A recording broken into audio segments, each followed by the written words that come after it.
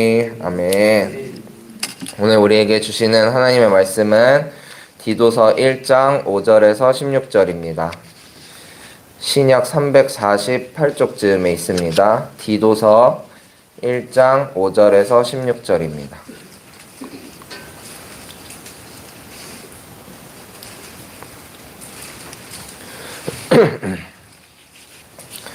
디도서 1장 5절에서 16절의 말씀을 한 절씩 교독하시고 마지막 절은 함께 읽겠습니다.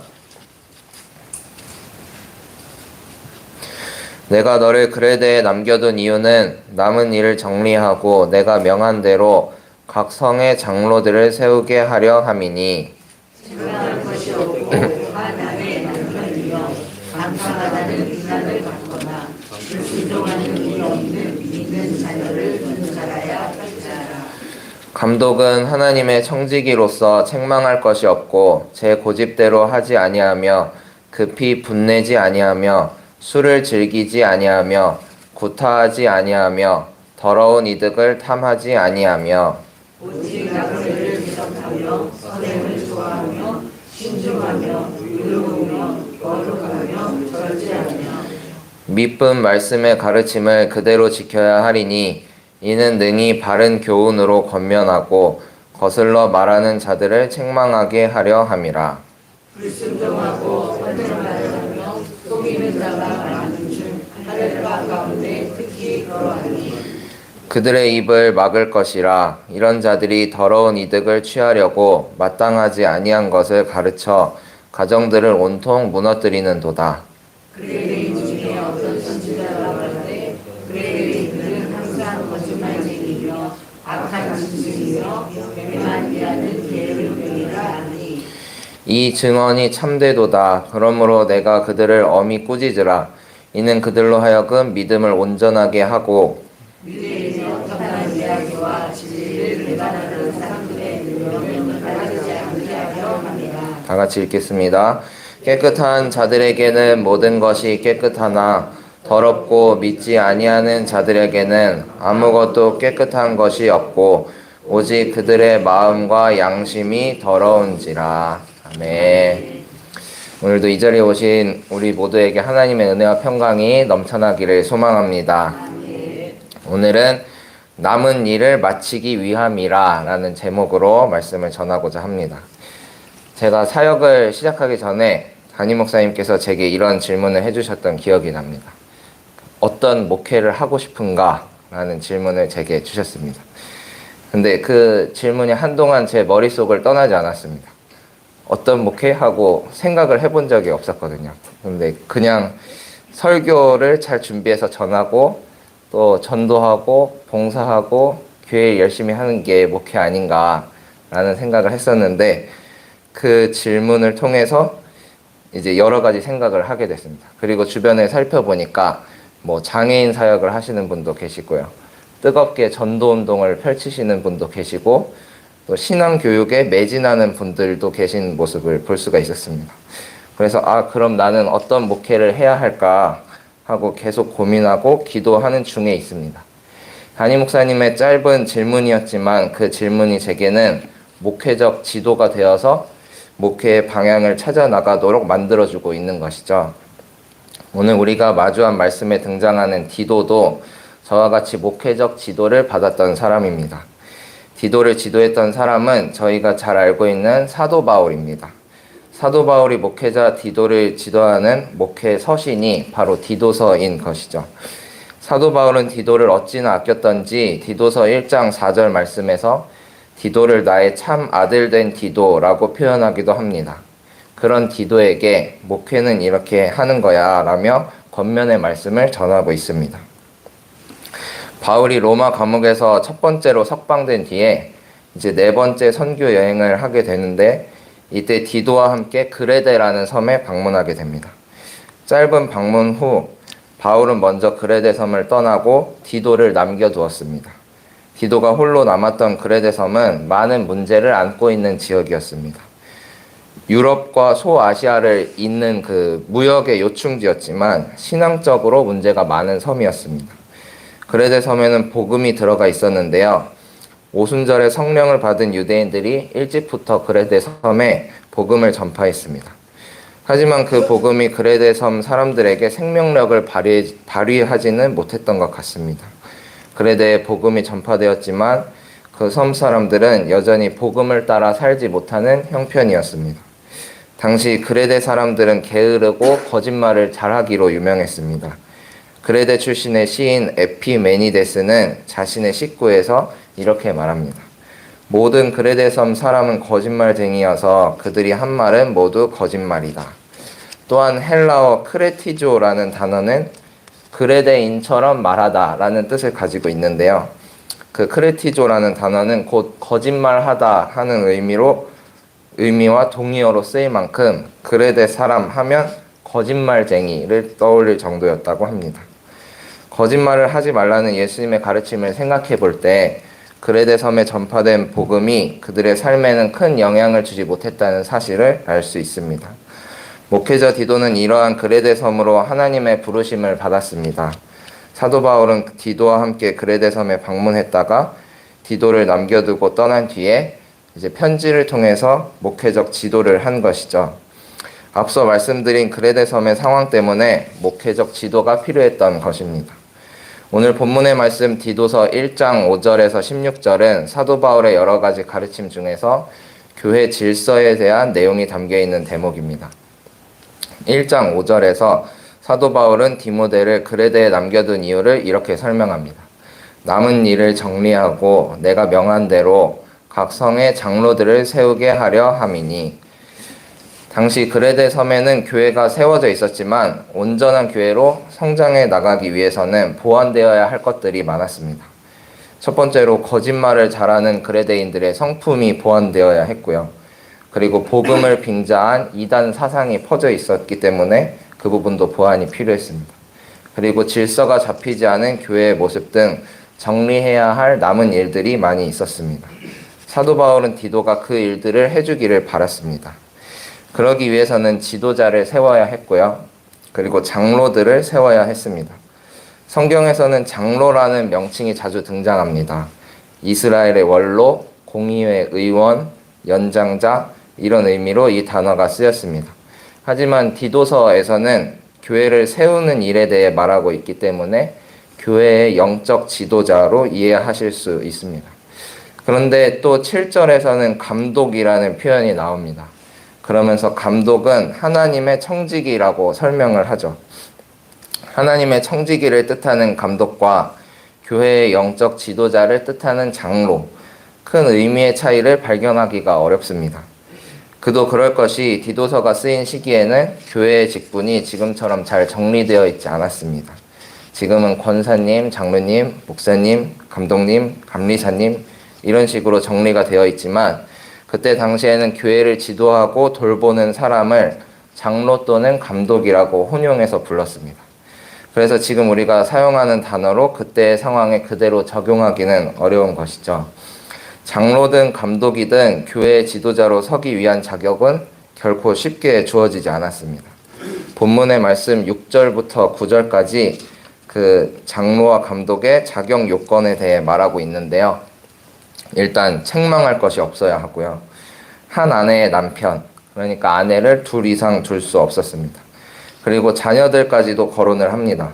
방탕하다는 비난을 받거나 불순종하는 일이 없는 믿는 자녀를 둔 자라야 교회의 장로가 될 수 있었습니다.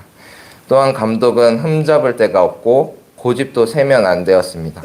쉽게 화를 내면 안 되고 술을 즐겨서도 안 되었습니다. 이런 자격 요건들이 9절까지 쭉 이어집니다.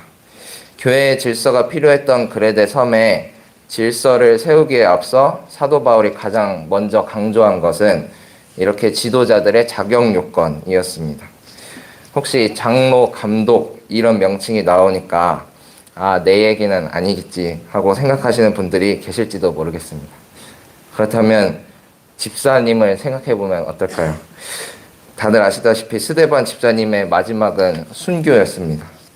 물론 우리가 모두 순교를 해야 한다는 건 아니지만 교회를 세우는 일에 부름을 받은 우리에게는 모두 영적 책임이 있다는 뜻입니다. 우리가 하나님의 부르심을 받은 이유는 주님의 남은 일을 마치기 위함입니다. 제가 교회에서 이렇게 전임으로 사역을 하다 보니까 배우고 느끼는 것들이 참 많은데요. 이제 모태신앙으로 항상 교회를 다녔지만 교회가 이렇게 조직이 되어 있고 한 해 살림을 이렇게 꾸려 나가는구나 하는 것들을 새롭게 많이 배웁니다. 교회에서 이렇게 저희가 신앙생활을 하다 보면 즐거울 때도 있고 또 크고 작은 문제들이 보일 때도 있습니다. 사람은 모두 완전하지 못하죠. 자신의 의도와 다르게 오해가 쌓이기도 하고요. 그런 사람들이 몇 명만 모여도 시간이 지나면 분란이 일어나기 마련입니다. 그런데 교회는 많은 사람들이 모이고 또 모여서 서로 좋은 일만 하는 것이 아니라 복음을 따라 살기 위해 하기 싫은 일도 많이 해야 합니다. 내 성정에 맞지 않는 일을 요구받기도 하고 내가 미워하는 사람마저 사랑하라는 말씀 앞에 설 때도 있습니다.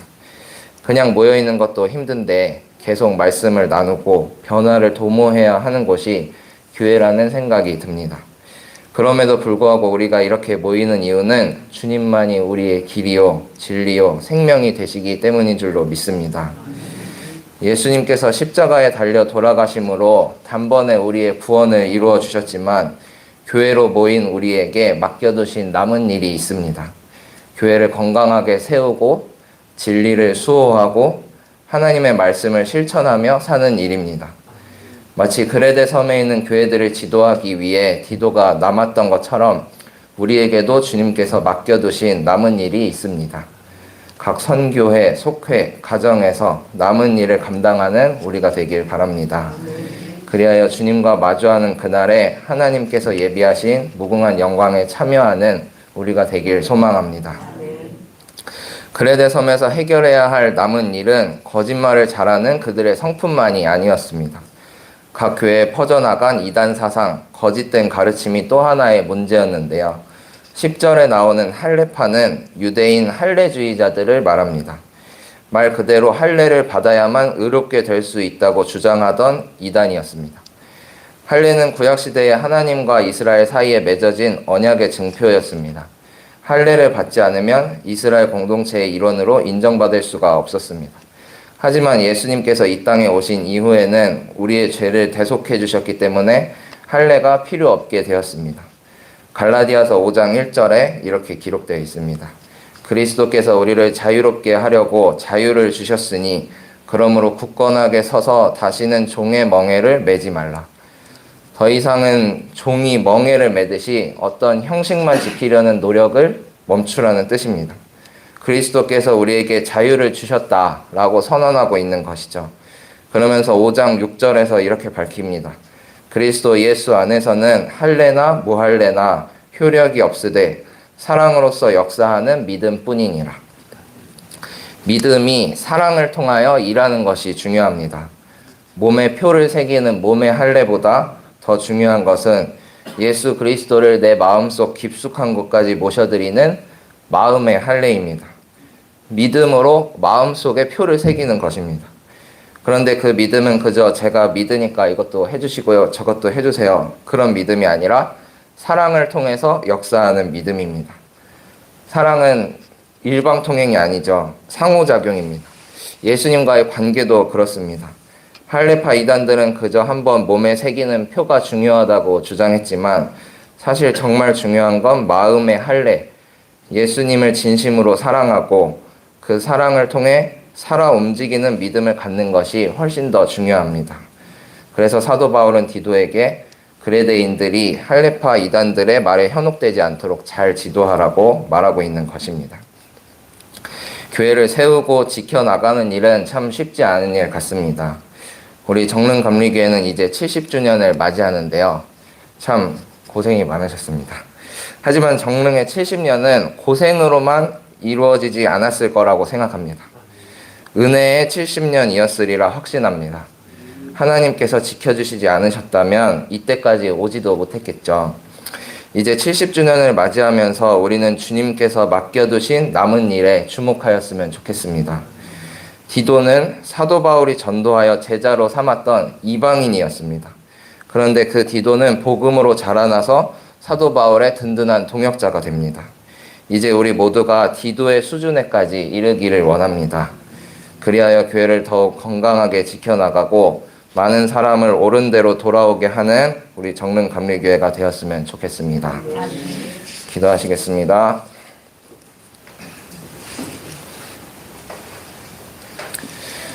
하나님 아버지 감사합니다.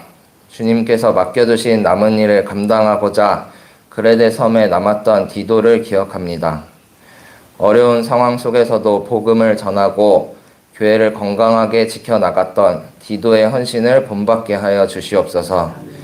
주님께서 지켜주신 은혜의 70년, 저희 생명이 다하기까지 맡겨두신 남은 일을 감당하길 원합니다. 정릉감리교회의 은총을 내려주셔서 삶의 본이 되는 교회, 이웃을 사랑하고 지역을 살리는 교회로 성장하게 하여 주시옵소서. 지난날 알고 지은 죄, 모르고 지은 죄를 주님 앞에 내려놓습니다. 마음과 습관에서 비롯된 모든 죄악들이 예수님의 보혈로 깨끗이 씻음받게 하여 주시옵소서. 죄로부터 조금씩 멀어지게 하여 주시고 의를 사모하는 마음으로 하루하루 주님 닮아가게 하여 주시옵소서. 교회에 많은 행사들이 있습니다. 특별히 오늘 할렐루야 찬양대에서 야유회를 떠납니다. 오고 가는 길 안전하게 지켜주시고 화목한 교제를 나누는 귀한 시간 되게 하여 주시옵소서. 이번 주 토요일에 있을 전교인 등반대회도 함께 하여 주셔서 몸과 마음이 더욱 건강해지고 교회가 하나로 화합하는 시간이 되게 하여 주시옵소서. 또한 유아유치부 목장 체험활동이 있습니다. 어린 아이들이 다소 먼 거리를 이동하는데 건강과 안전 지켜주시고 하나님이 창조하신 세계를 마음껏 누리고 돌아오는 시간이 되게 하여 주시옵소서. 아이들의 기억 속에 교회와 하나님에 대한 좋은 추억들이 많이 쌓이길 원합니다. 그래서 성장했을 때에도 주님을 기념하게 하여 주시고 괴로울 때나 기쁠 때나 하나님을 찾을 수 있는 아이들 되도록 주님 축복하여 주시옵소서. 이제 하루를 시작합니다. 각기 다른 사정과 형편이지만 더욱 주님을 바라보길 원합니다. 새벽에 드리는 예배를 통해 하루 종일 주님과 동행하게 하여 주시고 하루의 삶을 온전히 주님께 드리는 저희가 되게 하여 주시옵소서. 모든 것 주님께 맡기오며 살아계신 예수님의 이름으로 기도합니다. 아멘.